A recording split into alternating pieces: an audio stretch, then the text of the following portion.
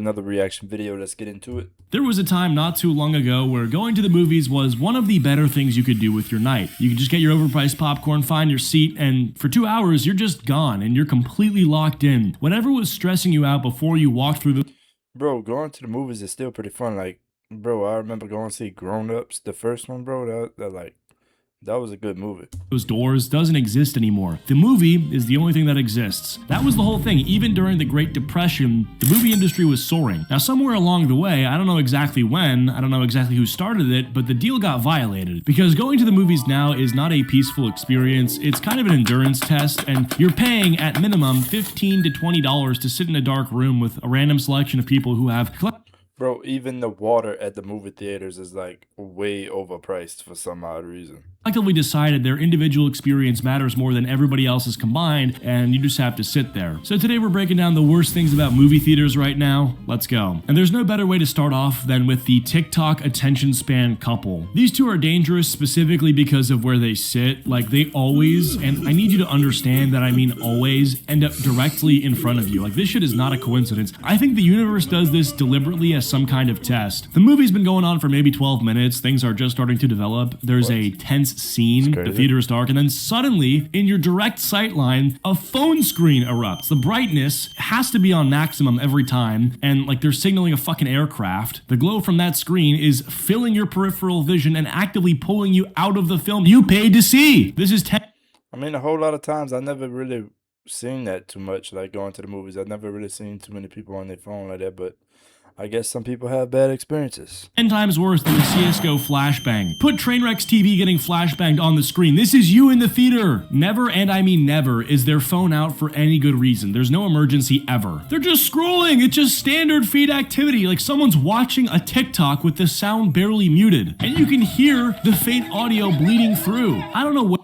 It almost sounds like a commercial for AMC or something like that, telling people to make sure that their phone is on vibrate and to make sure that they put it in their pocket or something. What it is, but people in the modern world feel like they always have to be checking something. Real life has turned into a Five Nights at Freddy's game where you're checking the cameras, except the cameras are the different apps on your phone telling you to check them. We've also very much scrutinized Karens as a society, but Karens are the reason that people are afraid to do shit like this. Like, people don't bring out their bright ass phones during a movie because they're afraid of some Karen telling them to put it away. So, for all intents and purposes, maybe you have to be the Karen for the day. Now, I've seen people be asked... But at the same time, though, whenever you get a text or somebody calls you, you know what I'm saying? Even though you at the movies, you still gotta look at your phone, and just to make sure real quick who it is that's calling or something. You know what I'm saying? To put their phone away, and they'll do it, but like for 90 seconds. They physically cannot be away from their phone for the length of a feature film. Like, they've made the decision to come to a movie theater anyway. And that part gets me. Like, they knew this about themselves, and they still bought the tickets, sat down, and committed to the situation. Like, if you know you're a phone addict, or that you just have to scroll, or like respond to a notification the moment you get it, don't go to the theaters. At some point during a quiet, pivotal moment in whatever movie you're watching, you'll catch yourself staring at their screen instead of the actual movie screen, and you'll realize you have no idea what's been happening in the film for like the last 10 minutes. And then you realize...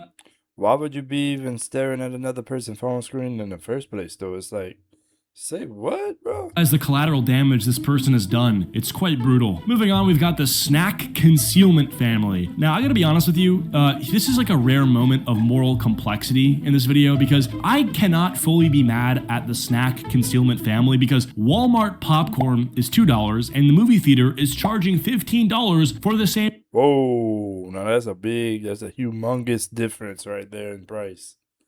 Wow, chat, look at that. Volume of popcorn in a bucket with a cartoon on it. So this family just looked at that math and said absolutely not. But I will say, it doesn't stop like at a bag of M&Ms. Like, you do have people bringing in full Chipotle bags stuffed into backpacks, candy bars distributed across jacket pockets, a 2-liter tote bag wrapped in a hoodie for insulation. Someone in this family like rehearsed the walk-in. They did not make eye contact at the concession stand, went straight into the theater door and did not slow down. The employee scanning tickets kids could see the outline of something suspicious in that bag. Like, they know. They always know. But the calculations on their end is that the confrontation is not worth the $12 an hour that they're getting paid, so the snack concealment family gets through almost every time. They're sitting 2 rows behind you now eating fucking Wendy's. Like, you can smell it. Like, you're kind of jealous, but, you know, you spending $9.50 on a popcorn, and when they have a full combo meal, I mean, it is what it is. All right, moving on, we've got the seat kicker. Now, if you've I mean, they got some movie theaters though that have like you can order food from your seat and they bring it to you. Like I'm not joking. Like I done been in a movie theater where you can order food from your seat on a menu, like good food too, like hamburgers and all that, pasta, and they'll bring it to you whenever it's ready, bro. It's crazy. And they have like a tray in front of you. ever been on an airplane, you know these people exist, but there's something that happens to your brain when you feel the first kick coming from behind you. First, it registers as an accident. Like, of course it's an accident. Nobody would just intentionally kick a seat, so you let it go. Then it happens again. Still probably an accident. They were a kid, they're fidgeting. I still think whenever half the time, whenever somebody kicks your seat from the back or something like that, while you in the movie theater or something, like man, they probably just gotta stretch their legs or something. Like people get tired of sitting a certain way to where they can't stretch their legs just because you sitting in front of them. You know what I'm saying? They don't realize, then it happens again and again. And now you're 3 kicks deep and you're trying to work up the courage to turn around and say something. The seat kicker is almost always a kid, and that kid is almost always attached to a parent who has entered a disassociation state. It's impossible for their kid to do anything wrong. Like if you say that they did something wrong to the parent will look at the child, say their name once in like a warning tone, like Connor. And this usually carries 0 weight, and then they'll return to their own checked out state. The child will pause for 90 seconds, the kicking will resume. Moving on, we've got the late arrivers. 15 minutes of trailers. 15 full minutes of movie trailers, and then you also have 15 minutes of random ass ads before the trailers where they show you the movie theater's own branded content. 30 minutes of buffer time built in specifically so that if you're running a little behind, you can still catch the actual film. It should be physically impossible to be late for a modern movie, and yet this movie has been going on for 20 minutes. Real plot is happening. Characters are being developed, and from the back of the theater. I mean, you already know how that go though. A lot of people show up to the movie late. You know what I mean? Like you gotta get ready and everything. Sometimes there's somebody that for instance, your chick might be getting ready or something and she take longer putting on her makeup than usual, you know what I'm saying? And then all of a sudden, oh nah it's it's the timing is off to where you're gonna be a little late. So I mean that happens sometimes. You hear a door swing open and a group of 5 people start making their way down your row using their phone flashlights, which they are holding roughly at eye level, which means you are getting immediately blinded during the I mean, you can even be in the middle of playing your game and be like, oh yeah, I'm gonna finish up this game real quick and then we're gonna leave. And after you finish the game, more time passed than what you had thought.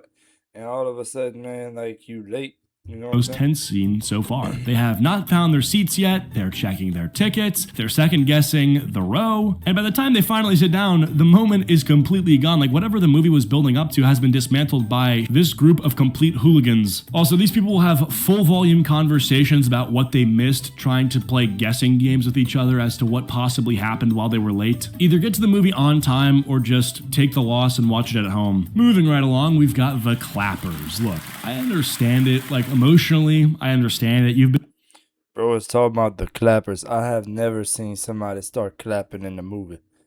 I've never seen that. invested in a franchise for years, like a character does something incredible. It's a genuine cinematic moment and your body just responds. Like, I get it. But bro, the clapping, like the standing ovation, the cheering at the screen like the actors are there, they're not there. Like Robert Downey Jr. cannot hear you. The version of the story that you're watching was locked and exported and shipped to this theater weeks ago. Whatever you do in this seat is not going to reach them. You're applauding a projector screen. And the clappers do not do this once, like they'll do it throughout the movie. Like every heroic moment or every time they do like a reference to an earlier movie or like when Deadpool winks at the camera, they start clapping. Do not get me started on the post-credit screen after. The person next to you is literally trembling. The funniest version of this is when you're watching a movie and I don't take it that they clapping to make the producers of the movie hear them clapping. I take it that they clapping because they really enjoy the moment though. Like, you know what I'm saying? I mean, I ain't no clapper at a movie theater. You know what I'm saying? But I never took it that they trying to reach the people that made the movie. The clappers start clapping and like not everyone in the theater joins in, so it's just like 6 people clapping in a room of 200 and it just fades out awkwardly after about 4 seconds. You'd think the silence would be a cue to the clappers that maybe they're a little out of place, but they're completely unbothered and planning on doing it again. I think movie theaters have to understand that with all the options out there for consuming media, they have to step up their game a bit and compete better. Because the reality is, most people would prefer to lay in bed or on their couch and watch something on Netflix than actually go to the theater, have to risk some idiot on their phone the whole time, and be out $30 the moment they get thirsty or hungry. Now, even though these issues are prevalent, if the movies themselves that were dropped Well, I mean, at the same time, Netflix got way more movies than the AMC theater that you could go to. You know what I'm saying? That's another reason why people like to watch Netflix so much, is because Netflix has like so many movies. You know what I'm saying? were insanely good and only available in theaters, then people would go. But I feel like shit just hasn't been that good in the past few years. Like, yeah, Oppenheimer was in 2022. That movie was okay. I'm sure there's like one good movie a year that I go and see, but I gotta say, there should be bangers every week, and there just isn't. I like movies and I like having an excuse to leave my house, like the theaters, but Hollywood needs to step it up. Like that movie Obsession was made by a YouTuber and it cleared like $100 million, yielding a 100x return on the budget. Like that's insane. You're telling me that these massive studios can't do the same thing? Like I just find that hard to believe. Anyway, let me know what you guys think down in the comments below. If there's any movies you guys would recommend that I watch from literally any time ever, I'll check them out if I haven't. Man, that's crazy though. The thing about this is that oh, so Cheats made that video. Okay, that's pretty cool. Um the main thing about this, y'all, is that he's trying to say things about, the movie theater and everything like that.